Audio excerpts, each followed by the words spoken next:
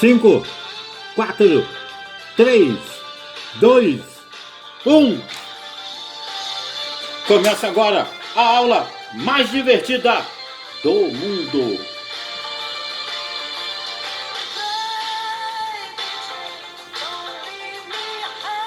E quem pediu a música de hoje foi o Reinaldo Antenor Costa. Tá aí, Reinaldo, a música que você pediu.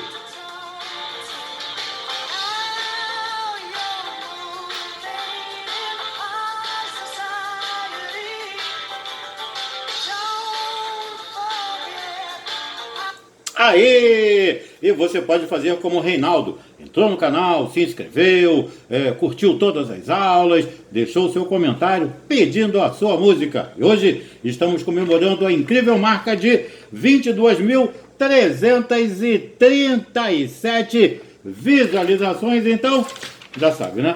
Bota inscritivo, meu filho! Dá trabalho para fazer, ou se dá. Agora sim! Minha querida e linda turma de segunda série, turma de Geografia. Hoje, no nosso programa, na nossa quinta e penúltima aula, vamos falar sobre continentabilidade e maritimidade. Vamos falar também um pouco sobre as chuvas. Então, vamos caminhar. Bom, a maior ou menor proximidade de grandes massas de água, ela exerce forte influência, não só no comportamento da umidade do ar, mas também da temperatura. O calor específico, ou seja, aquele indicador da capacidade de retenção de calor da água, é maior do que o da Terra. Em consequência, a água demora a se aquecer, enquanto os continentes aquecem rapidamente. Bom, por outro lado, a água retém calor por mais tempo e demora a irradiar a energia absorvida. Os continentes, eles já esfriam, como pode dizer, assim, eles esfriam mais rápido quando cessa ou diminui a entrada de luz solar ao se iniciar à noite ou no inverno, né? Portanto, em localidades que sofrem influência da continentalidade, a amplitude térmica diária é sazonal, é bem maior que a das localidades que sofrem a influência da maritimidade. Por possuir uma quantidade de terras emersas muito maior que o hemisfério sul, o hemisfério norte tem uma amplitude térmica anual maior, com ventos com invernos mais rigorosos e com verões mais quentes.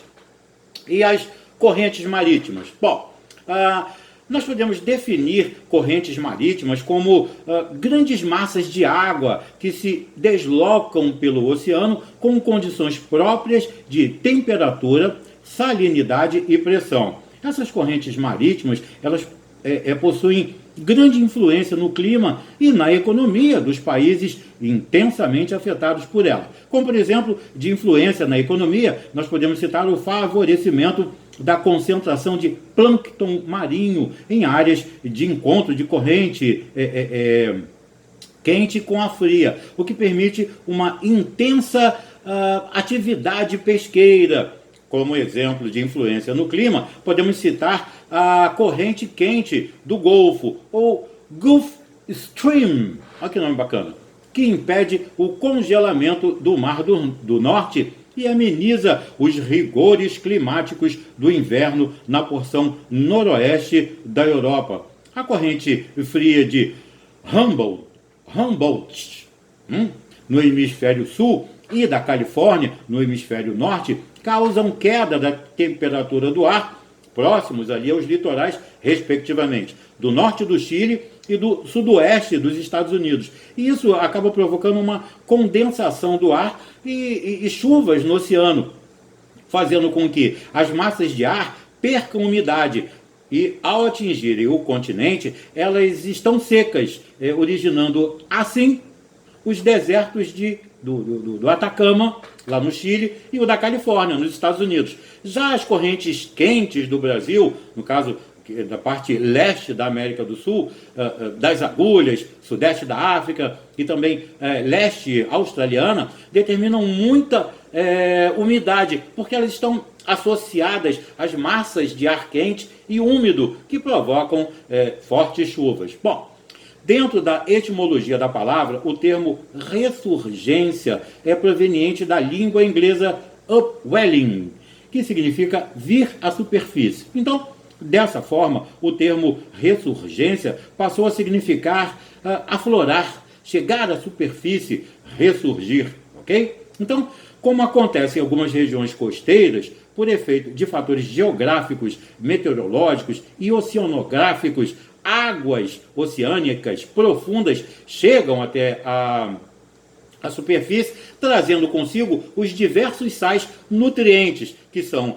nitrato, fosfato e o silicato, que culminam por fertilizar o mar costeiro. Bom, a fertilização do ambiente marinho acontece de vários modos. Por ação das chuvas, né, que literalmente lavam aí as encostas, por ação dos rios, quando desaguam no oceano, por ação do transporte costeiro e por ação da ressurgência, ou seja, quando as águas ricas em nutrientes afloram a superfície do mar. As regiões de ressurgência mais importantes do mundo ficam ali nas bordas ocidentais dos continentes, ao longo da Mauritânia, lá nas Ilhas Canárias, na Namíbia, Bengala, no Oceano Atlântico e ao longo da costa do Peru e no Chile, no Oceano Pacífico, além de ocorrer também no sudeste brasileiro, onde, em Arraial do Cabo, dá-se o nome de plâncton. Então, a reunião do fitoplâncton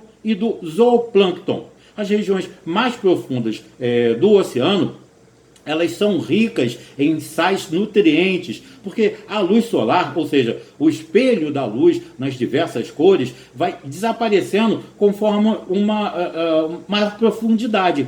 Desse modo, então, sem luz, os vegetais marinhos, no caso as algas, né, não podem realizar o fenômeno da fotossíntese. A ressurgência traz à superfície essas águas produtivas. Bom, o mecanismo de ressurgência, principalmente pela ação dos ventos, né, sentido nordeste, as águas costeiras são afastadas, permitindo que águas profundas, frias e ricas em sais nutrientes cheguem até a superfície do oceano. E com isso, as águas da superfície são fertilizadas, permitindo que as algas marinhas, os fitoplânctons, se multipliquem. Na sequência, os organismos animais, muitos microscópicos, denominados zooplâncton, eles se alimentam, porque eles comem esse fitoplâncton, que, por sua vez, são comidos por pequenos peixes, e esses últimos comidos por peixes maiores, né? Aquela cadeia alimentar. Bom,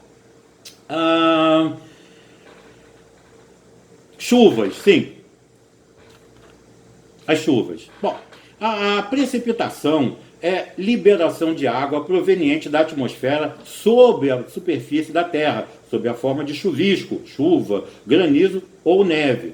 As formas de precipitação que eu falei são, por exemplo, o chuvisco são precipitações de água líquida em que o diâmetro da gota é inferior a 0,5 milímetros. A chuva são precipitações de água líquida em que o diâmetro da gota já é superior a esses 5 milímetros. E o granizo são pequenos pedaços de gelo com um diâmetro inferior a 5 milímetros, que se formam a grandes altitudes e atingem a superfície associada a dias mais quentes. Bom, a precipitação de cristais de gelo proveniente da sublimação do vapor de água ou do congelamento lento das gotículas de água nas altas camadas da troposfera e que, em certas condições, podem aglomerar-se, produzindo flocos, encontrada em médias e altas latitudes e também altitudes consideráveis. Bom,